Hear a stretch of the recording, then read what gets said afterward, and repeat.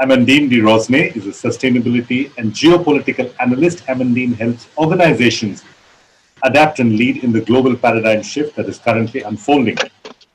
Amandine's areas of expertise include geopolitics and conflicts, climate change, and the management of externalities of business. She works at Dynamia, a consulting firm based in Mauritius. Also joining us is Felix Magaju. Felix is the head of programs at the Kenya Climate Innovation Center at KCIC.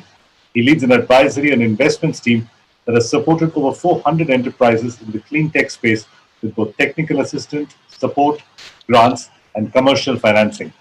Amanda and Felix, welcome to the show. Thanks, Suresh. Felix, I see you're joining us from inside your car. Where are you? Yes, well, I was having an event out of the office, so the event had just come to an end. So I thought it's good. Let me get just into the car and get things moving. Make the most of your time. All right. Thank you. I'm going to ask both of you to tell us a little bit about what you do. I'm going to start with Amandine. Amandine, give us a sense of what your work is like. So I work in Mauritius, and just to put things a little bit in context, we're a small island nation smack in the middle of the Indian Ocean. We're about 65 kilometers long and 40 kilometers wide. So we are a tiny nation compared to India or Kenya. So we work in the consultancy sustainability area. And in Mauritius, that's quite new. And because we have such a small market, we usually work with all kinds of economic sectors, from agriculture, we have a lot of sugarcane here, to manufacturing, F&B, textiles. And so we help organizations to basically create a business that's a little bit more than just creating profit, but doing a business for good. So we work on strategies with them and on the kinds of initiatives that they could take to expand their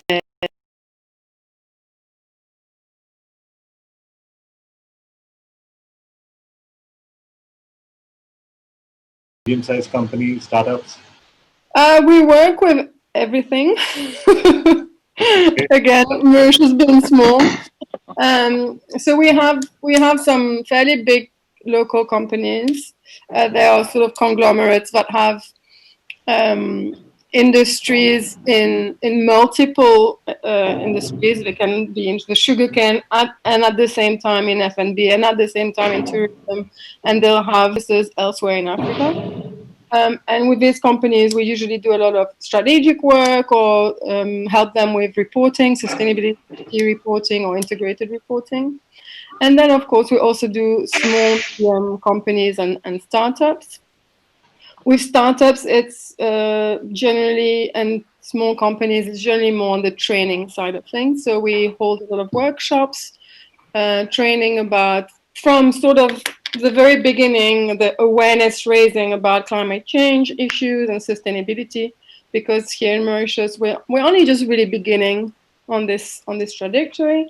And to more complex training about their business or about doing a carbon footprint, things like that. All right, over to you, Felix. Same question to you. Tell us a little bit about the work of KCIC and what you do in Kenya. So thanks, Suresh, and it's a good thing to be here back again to the grand finals of ClimateLaunchpad program. And just to start with work, Kenya Climate Innovation Center, just 8 years old, running both incubation and acceleration programs with a focus in 5 thematic focus areas. We're talking about renewable energy. So we're talking about innovations in the following sectors: renewable energy, water and business, commercial forestry, and waste management. Those are our key areas that we focus on. And what we essentially do, just in a brief, is that we support early stage companies and growth stage companies with technical assistance or business advisory services, and also supporting them in terms of access to finance. We have 3 types of funds that we have created. One, we have a grant fund that looks at piloting companies in those 5 sectors. Second, we have what to call the early stage financing fund, and just a bridge between grants financing and the PE financing. And number three, we have a separate PE fund, which is called Kenya Climate Ventures, that looks at growth and scale up companies in those 5 sectors. So essentially, our work is to really look at early stage companies and how to support them via our incubation programs, and also via our accelerator program, the Kenya Green Tech Accelerator Program. We are able to take those growth and scaling up companies and support them and ensure that they have been able to scale. So essentially, just in a nutshell, that is what KCC does. Of course, we have a couple of programs, other programs which are looking at women entrepreneurship, women entrepreneurship, but the key mandate of KCC is in the clean tech space. Thank you, Felix. Thanks, Amanda, back to you. Amanda, back to you. We'll wait for some questions from the audience, but before that, I have a few questions for you. Both Felix and I live in fairly large countries. Felix lives in a large country on a large continent, and I live in a very populated country. The challenges of an island like Mauritius are very different. The climatic challenges are very different from that of a large country. Give us a sense of what are the climatic challenges of living in an island like Mauritius? Wow, such a good and big question. As a SIDS, we're automatically sort of ranked as one of the most at-risk nations in the world to climate change. One of the things that works a little bit in our favor is that we are a fairly developed country, and so we have relatively good adaptive capacity compared to a lot of other SIDS. But that being said, position where we are, so we are at risk of increased cyclones and much bigger cyclones that we're used to. We've been lucky in the last 10, 15 years. We haven't had much cyclones come straight to Mauritius. They can go around us a little bit, but they've gotten a lot bigger. And so the next cyclone that is bound to hit Mauritius at some point is going to damage us quite badly. And the other really big challenge, and that's not a sort of one-off like a cyclone, it's beach erosion. We've already lost, since the 1990s, up to 20 meters of beaches, and it's only accelerating. And that's really problematic for all our coastal activities, the fishing, the tourism industry, etc. And the ocean warming as well, and the ocean acidity is also threatening our corals. So Mauritius is really lucky. We're surrounded, the entire island is surrounded by beautiful corals. We have a unique endemic species in Mauritius that's not found anywhere else in the world. And all of these things are in danger of disappearing. Yes, I've been to Mauritius, Amandine. Holiday. It's one of the most beautiful places in the world, especially Felix, can we ask you to hold your camera up a little bit? It's too low and we're getting too much background light. Yeah, that's a lot. Okay, that's fine. Felix, you being an African and me being an Indian, we know that our countries have similar challenges. While the environment is important, economic growth is also very important. How do you sort of philosophically balance these two things? We need to grow, and growth is going to cause some amount of pollution.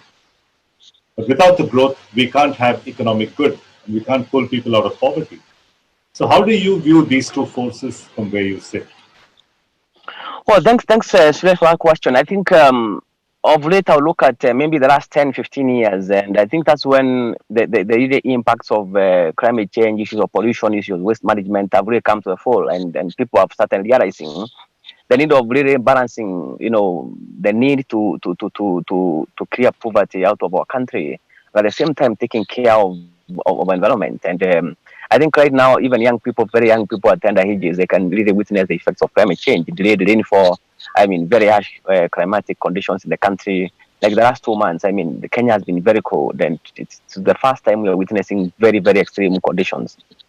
Cold conditions, and I think when we even look at the bigger corporates today, they have started really appreciating the fact that in the process of making profits and then emphasizing on numbers, they have started thinking, well, we need to really look at our environment and what we need to consider, what we need to bring on board to really take care of our environment in a small way that they can be able to do that. And I think that kind of sense, awareness is really permeating so many corporates, so many institutions of learning. I mean, cutting across all sectors. Of course, that includes the government. But of course, one of the key things is I would say that it's a little bit hard to be able to, because also we're looking at the cost part of it. It's hard to really say that we will be able to be there to get that kind of balance just in a short while. It will take some years, and of course the cost of that, of course, is really eating heavy in both to environment and also economically. Because, for example, just to give an example, I mean, we had a couple of laws which were passed to mitigate against the issues of plastics, and that's really had a big impact in terms of job losses, in terms of some companies actually coming off completely or being closed completely, and people start talking about, even if we want issues to tackle the issues of climate change, we can't do that at the expense of people losing jobs and people losing livelihoods. But when you look at as a green champion, when you look at the benefits of really creating that balance, it far outweighs some of these effects, of course, that we have as of now in terms of the economic downside part of it.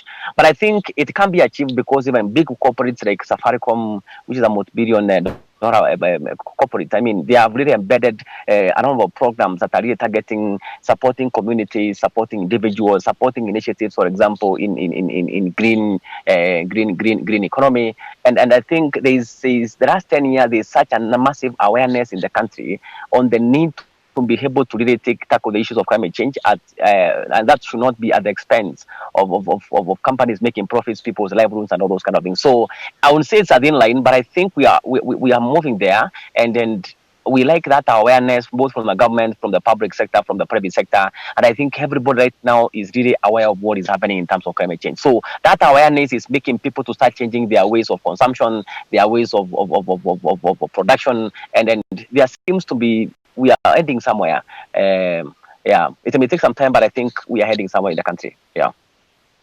All right, before I let you go, final question for Amandine. And Amandine, your work also involves understanding conflict. Are we going to see a new kind of climate conflict in the world in the years to come? Yeah, that's such a good question. So when I was studying conflicts in university, and that's about a bit more than 10 years ago, I wanted to take a course on the relationship between the environment and conflicts. And my professor at the time told me, I'm not sure that's really useful for you because so far the studies that we've done proves that conflicts around water, for instance, leads to more peace than actual conflict because it's such a need. And today, 10 years later, the narrative is starting to change. And we're starting to see that conflicts around natural resources are going to be increasing. I mean, conflicts around natural resources such as, blood diamonds and oil and gas have been going on for a very long time. And it's the sort of earliest forms of conflicts. But what's changing now is there are conflicts about access to normal everyday resources that are starting to disappear because of corporate encroachment or just simply the results of climate impacts. So we're talking about water, we're talking about areas that are becoming too hot to live in, and an increase in heat makes people more violent. So we're going to start seeing in big cities where the heat starts increasing, and maybe you have some political conflicts going on at the same time. And if you have like a surge in heat, that can increase violence and conflicts as well. So all sorts of little things like that are starting to emerge in the conflict literature, and also in interstate conflicts. All right. Last question to both of you. One word answer. Felix, are you pessimistic or optimistic about the future?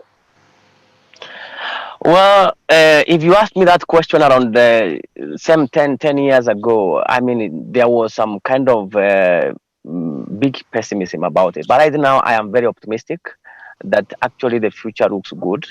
in the midst of all the challenges that we're experiencing climate-wise and things touching on climate change, I think there is so massive awareness both from the private and public sectors. And I think people in their small ways, country-wise, community-wise, they are taking small steps to ensure that we are creating a balance towards supporting the economic growth of countries, individuals, and providing alternative livelihoods, but not at the expense of what is happening, of course, in our soils, what is happening in our environment. So I am very optimistic because I've seen so many companies, so many organizations in Kenya and a number of African countries really taking positive steps, creating laws, creating opportunities that really and really advancing the agenda of green entrepreneurship. And I think that's the way to go. And just to be very short and precise, I am very optimistic about what is happening. I think we are heading somewhere. Same question for you, Amanda. Is the future green or is the future gray? I feel like I have no other choice but to be optimistic, because the alternative is what? Like no more humans on the planet, no more planets. So the alternative that doesn't really suit me very well. So because of that, I'm optimistic and we're going to find a way. Okay, Felix and Amandine, thank you very much for joining us on the show. Please do enjoy the rest of the global finals of the Climate Launchpad. Thank you. We appreciate it. Yes. Bye-bye. Bye-bye.